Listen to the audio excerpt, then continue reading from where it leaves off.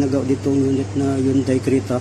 Ang concern is AC not cooling, pero nung binirify ko or chinik up ko, napansin ko yung kanyang cooling fan ay hindi gumana. Then yung chinik up ko yung cooling fan, ay nakita ko ay nag-stack up. Ayan kung yung makikita yung luma, wala na yung kanyang cover sa bearing dito, nag-stack up to.